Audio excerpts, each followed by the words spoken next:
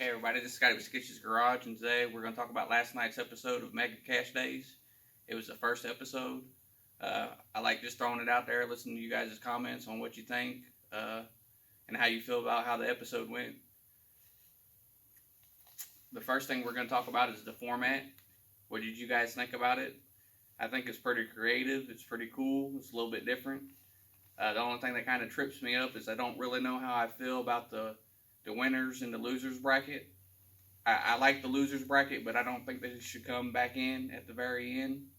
I almost think it'd be better if they came back in around the semis or the quarterfinals. But that's just my opinion. I'd like to get you guys' thoughts on it. The next thing I want to talk about is Murder Nova. Looked like he was making some great passes out there. Looked like he was dialed in pretty well in comparison to everybody else. Looks like he's going to be hard to beat. He did have a little slip up. He red lit and ended up in the losers bracket, but he's looking strong. And 405 is looking pretty good so far.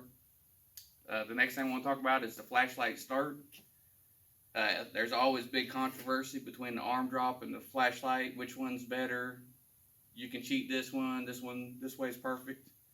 Last night was a perfect display of how many different ways you can kind of hustle the flashlight start.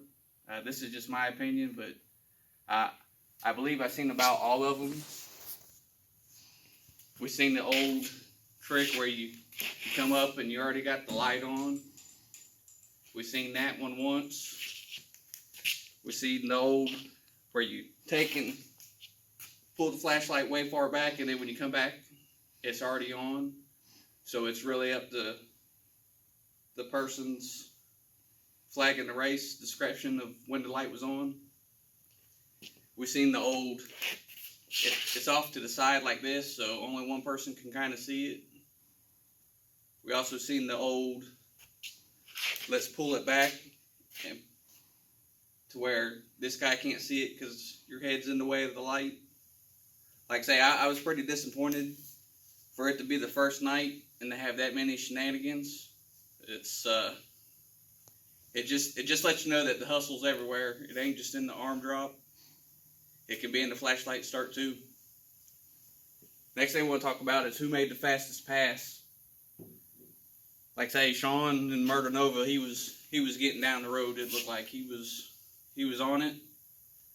But I believe that Camaro from California, it just looked a little bit faster. It might have been just because of the competition he was racing or something, but to me, it looked like that Camaro made the fastest pass.